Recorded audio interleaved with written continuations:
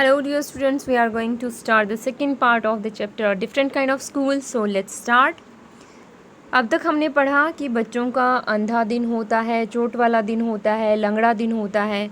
तो जिस दिन अंधा दिन होता है उस दिन बच्चे को रात को ही पट्टी बांध दी जाती है। This means they need help in everything. हर चीज़ में उनको हेल्प की ज़रूरत होती है। दूसरे बच्चों को उनकी हेल्प करने की ड्यूटी लगाई जाती है, उनको इधर उधर ले जाने की ड्यूटी लगाई जाती है।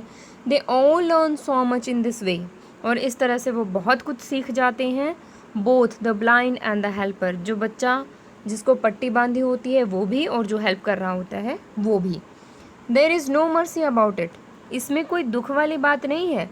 Miss Beam continued, Miss Beam आगे कहती हैं, every one is very kind, हर कोई बहुत ही दयालु है। It is really something of a game, ये तो एक गेम की तरह से है। Before the day is over, दिन पूरा होने से पहले ही। Though even the most thoughtless child realizes what misfortune is, जो बिल्कुल ना समझने वाला बच्चा भी ये समझ जाता है कि दुर्भाग्य क्या होता है। The blind day is of course really the worst, blind day सबसे बुरा होता है।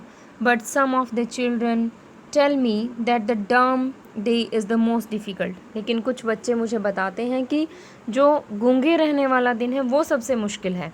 We can not bandage the child's mouth, हम उनके मुंह पे पट्टियाँ नहीं बांध सकते हैं। So they really have to exercise their own will power, तो उन्हें अपनी इच्छा शक्ति से खुद से ही चुप रहना होता है।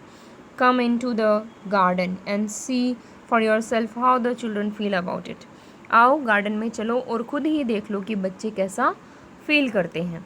Miss Beam led me to one of the bandaged girl, Miss Beam मुझे एक आँखों पे जिसे पट्टी बंधी हुई थी उस लड़की के पास ले जाती हैं।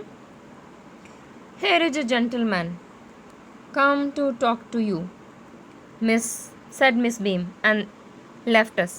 अब उस लड़की को मिस बीम कहते हैं कि आओ यहाँ पे एक जेंटल आदमी है जो आपसे बात करना चाहते हैं, इनसे बात करो, और फिर इतना कहकर वो चली जाती हैं। डोंट यू एवर पीप, क्या तुमने कभी झांक कर नहीं देखा?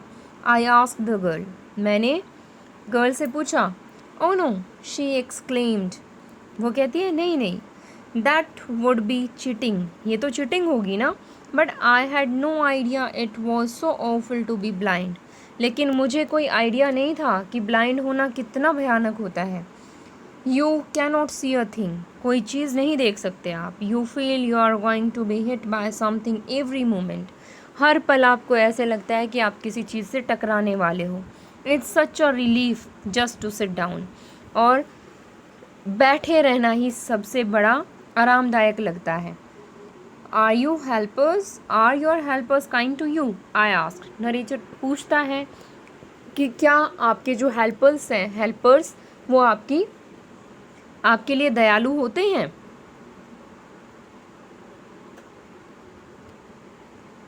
फेयरली होते हैं, but they are not as careful as I shall be when it is my turn, लेकिन जब किसी की हेल्प करने की मेरी बारी होगी तो मैं उनसे कहीं ज़्यादा केयरफुल होंगी, इतने नहीं होते जितनी मैं होंगी। Those that have been blind already are the best helpers, जो पहले ब्लाइंड रह चुके होते हैं, जिन्होंने पट्टी वाला दिन गुजार चुके होते हैं, वो सबसे बढ़िया हेल्पर्स होते हैं। इट्स परफेक्टली गॉस्टली नॉट टू सी, बड़ा ही भयानक है, बड़ा ही बुरा है ना देख पाना। I wish you would try, मैं चाहूँगी कि आप भी कोशिश करें। शैल आई लीड यू एनीवेयर, क्या मैं आपको कहीं ले चलूँ? आई आस्क्ड, मैंने पूछा। ओ येस, शी सेड, कहती हाँ, just go for a little walk, चलो थोड़ा घूम लेते हैं। Only you must tell me about things, आप ही मुझे चीज़ें बता सकते हैं। I shall be so glad when today is over, जब आज का दिन पूरा हो जाएगा तो मैं बहुत खुश होंगी।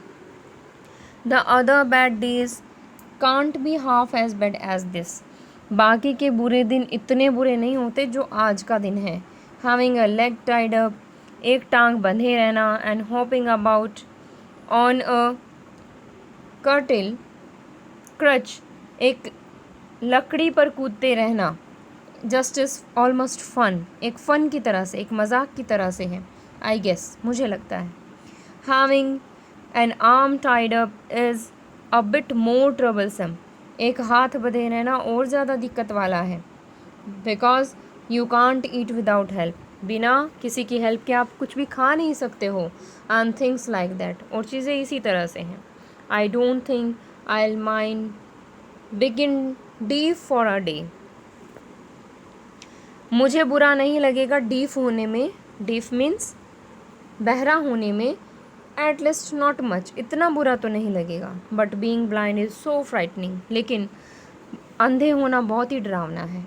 माई head aches all the time just from worrying that I will get hurt, और मेरे दिमाग फटने को हो जाता है हर पल ये सोचते हुए कि मैं किसी चीज़ से टकरा जाऊंगी और चोट लग जाएगी।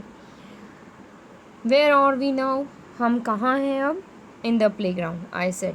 अब नरेटर उसे जवाब देता है, कहता है प्ले ग्राउंड में है। We are walking towards the house, Miss Beam is walking up and down the garden with a tall girl, हम एक घर की तरफ जा रहे हैं। मिस बीम वॉकिंग कर रही हैं, घूम रही हैं एक लड़की के साथ, लड़की जो लंबी है। What is the girl wearing, लड़की ने क्या पहना हुआ है? माई लिटिल फ्रेंड आस्क, छोटी लड़की पूछती है। A blue cotton skirt and a pink blouse, एक ब्लू कॉटन स्कर्ट और पिंक ब्लाउज पहना हुआ है। I think it's Millie, she said, वो कहती है ये मिली है। What colour is her hair, उसके बाल किस कलर के हैं?